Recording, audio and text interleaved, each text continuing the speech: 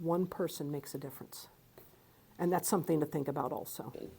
My name is Jennifer Yellen, and my position is a lead for second shift. A lead is assistant supervisor, but they call it lead. Currently, my job is to pass out work to the technicians. Work is constantly coming in into a queue, and I have to know who needs to do what kind of work, whether it's plumbing or HVAC or a general maintenance technician. I also make sure everyone is putting their time in properly, putting their comments in properly, ordering their material that they need, and then I have to go behind them and check on their work. Lots of fun. I started in construction in '96. I applied for this company that had built my first home, thinking I'd work in the office, and they said, well, the only position we have is out in the field. I said, I'll try it, $7 an hour. And I went out in the field, and every day is different. Every house is, it was really cool to see a house be built from the ground up, and I fell in love with construction. And I worked my way through different companies, and I started here as a maintenance tech too, so I was out in the field, again, fixing things. I can adjust doors, wall protection, flooring, those are my specialties. And then I had an opportunity last fall to move up. And I'm the first woman in facilities and the first woman lead, obviously, then. Communication. You've got to be able to communicate efficiently.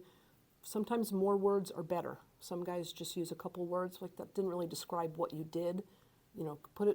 Think if you want to go back and look at something a month later, that doesn't tell me much. Put in a little more words. So the better communication, in writing especially, because then it's there for the future. It's historical data. The other one is math. You got to be quick on your feet with math. You got to be able to do fractions. Fractions are important, whether it's decimals or not. But those are the two that I find to be very helpful. Every day is a different day here. I like that. I don't like monotony. I get to learn a lot. I've learned all kinds of things, like how to get someone out of an elevator. I've learned plumbing. I've never worked on a urinal in my life. I can now fix a urinal. I can do HVAC things. I can do electrical things, because the guys I work with, no one is stingy with their knowledge. And that includes working on my own. A lot of it is your own character, and that's hard to change.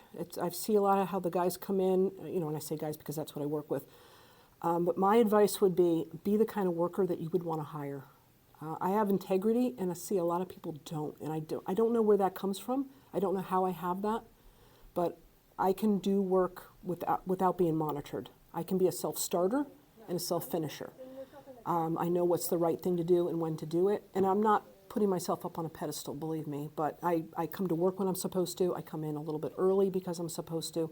I just do the right thing, and that's all it is. No matter where you go, I think, what if I was paying your paycheck, therefore you paying my paycheck? I would want to do the right thing. I did bring a couple of my other projects that I like to work on that I wanted to show you. I'm not just an employee, by the way, I'm also a Moffitteer. So I donate platelets every other week, right outside. So I just had COVID, so I'm on a little bit of a hold. This is something I made. It's a travel pillow, but I donate it for the patients because you don't know, when you're going through chemo, and I haven't gone through chemo, but I can empathize with these people because I see them all the time. They look, some of them look really ragged. So you're riding to Moffitt, maybe you need to put your head down, maybe you need to sit on a cushion, maybe you need a little back support, maybe you need something under your arm when you're having infusion. So I donate these, not too many because they're kind of pricey to make. But I also, and I've made over 350 of these so far, these are called port pillows. And these go on, I've got a bunch of them in here because I'm going to turn them in today. I turn them in usually every Thursday, but I brought them in today. They hook to your seatbelt, 2 pieces of Velcro, and a lot of chemo patients have ports so they can have their infusion.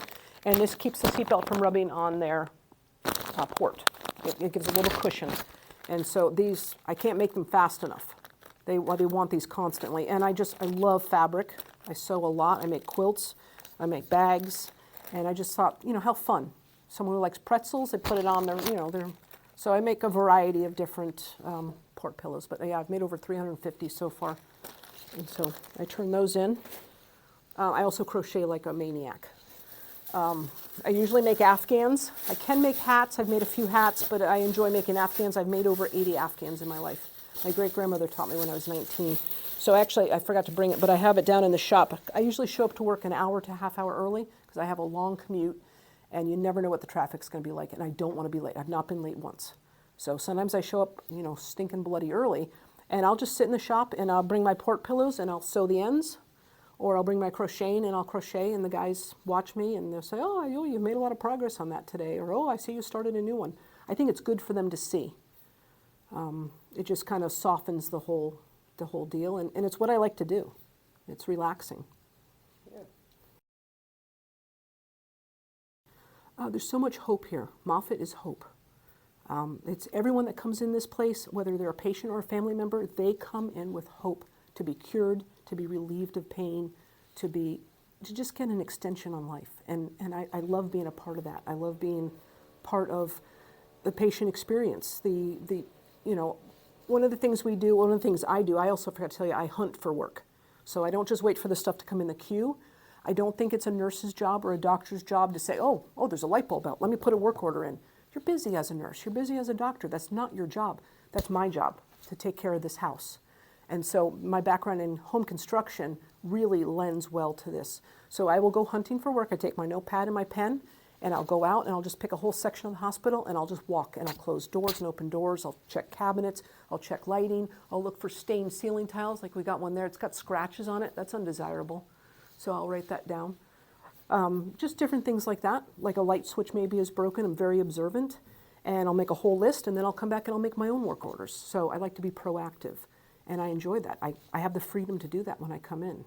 I have the freedom to do a lot of things, and it just fits. It fits who I am. I have attention to detail. I used to do archaeology way back a long time ago, and I learned about attention to detail with that, and it's just, I like to do that.